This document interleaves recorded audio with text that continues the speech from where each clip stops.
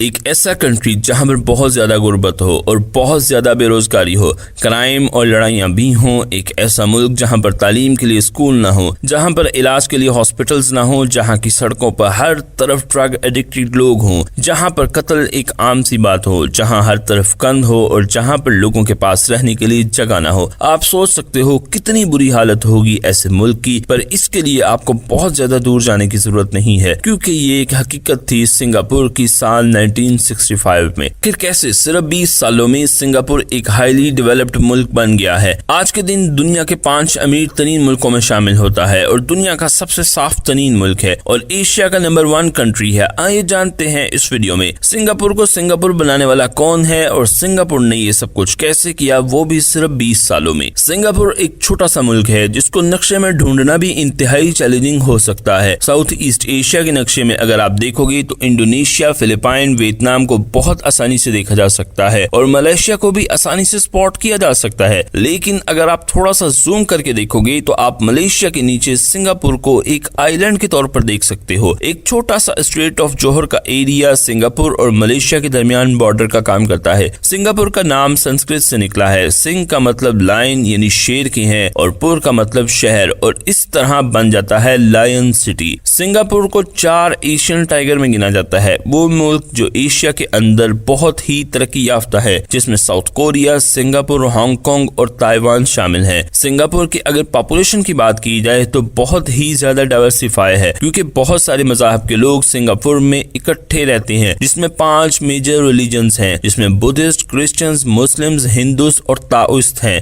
इसके अलावा बहुत छोटी सी पॉपुलेशन जूस, सिख और दीगर मज़ाहब की है। लेकिन जो यहाँ पर दूसरा सबसे बड़ा ग्रुप है वो है एथियस्ट का, जो किसी भी रिलीजन में बिलीव नहीं करते। इसी तरह अगर हम सिंगापुर में एथनिक ग्रुप की बात करें तो 75% के करीब चाइनीज लोग रहते हैं और मलयस 13.5% के करीब रहते हैं। 9% इंडियंस हैं, 3% इसके अलावा लोग हैं। अगर हम सिंगापुर की अर्ली हिस्ट्री की बात करें तो शुरू से ही सिंगापुर को जस्ट एक रीफिलिंग पोर्ट स्टेशन के तौर पर इस्तेमाल किया जाता था। अरब, जापानीज, मलय, थाई, चाइनीज और इंडियन ट्रेडर्स इस राउट को यूज करते थे। हमेशा से ही इस पर मुख्तलिफ कौमों या रियासतों का कंट्रोल रहा है। सबसे पहले ये इंडोनेशियन महाराजा के अंडर था, फिर पोर्तुगीज आए, डच ईस्ट इंडिया कंपनी आई। 1819 में ब्रिटिश इंडिया के एक मिलिट्री ऑफिसर ने सिंगापुर को खरीद लिया था जोहर के सुल्तान से, और फिर उसने इसको फ्री पोर्ट बना दिया, जिसकी वजह से ज्यादा जहाज सिंगापुर की तरफ आने लगे। 15 फरवरी 1942 में जापानीज फोर्सेस सिंगापुर को ऑक्यूपाई कर लेती हैं और पूरे 3.5 साल तक सिंगापुर पर काबिज रहती हैं। जापानीज रूल सिंगापुर के लोगों और इकोनॉमी को मुकम्मल तौर पर डिस्ट्रॉय कर देता है। 1945 में वर्ल्ड वॉर 2 के खत्म होने के बाद ब्रिटिश मिलिट्री एडमिनिस्ट्रेशन फिर से कंट्रोल संभाल लेती है। 1959 में फर्स्ट टाइम इलेक्शन करवाए जाते हैं और इन इलेक्शन को एक बहुत ही यंग और energetic leader Lee Kuan Yew जीतते हैं और वो सिलेक्ट होते हैं first prime minister of Singapore. शुरू में ली क्वान यू को लगता था कि सिंगापुर को मलेशियन फेडरेशन में मर्ज होना चाहिए,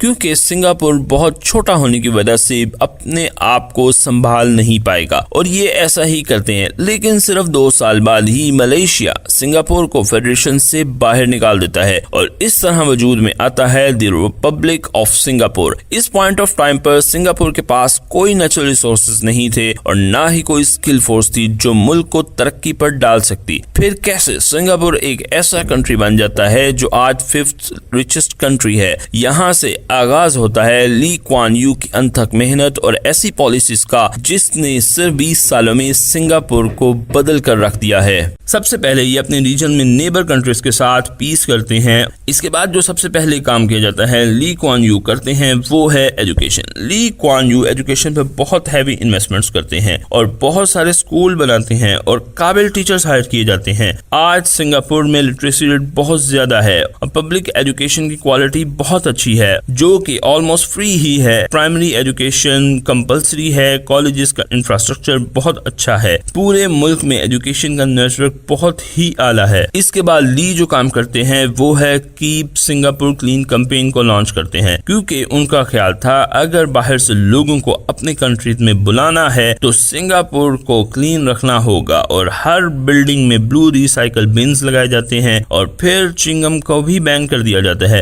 ली का कहना था कि क्लीन सिंगापुर पर किसी भी किस्म की नो कॉम्प्रोमाइज, और इसी वजह से आज सिंगापुर पूरे वर्ल्ड का सबसे क्लीन कंट्री है। एक और काम जो किया जाता है वो है करप्शन का खात्मा। करप्शन किसी भी मुल्क के लिए और उसकी तरक्की के लिए एक बहुत बड़ी हर्डल होती है, इसलिए गवर्नमेंट ऑफिसर्स की सैलरीज को बढ़ाया जाता है और पॉलिटिशियंस की भी सैलरीज को बढ़ाकर प्राइवेट कंपनीज की सैलरीज तक के बराबर कर दिया जाता है। $1 लाख का फाइन और 5 साल के लिए जेल भी हो सकती है अगर आप फिर भी करप्शन करते हुए पकड़े गए। इसी वजह से सिंगापुर आज 4th लीस्ट करप्ट कंट्री है और ईज ऑफ डूइंग बिजनेस में सिंगापुर का नंबर 2 है।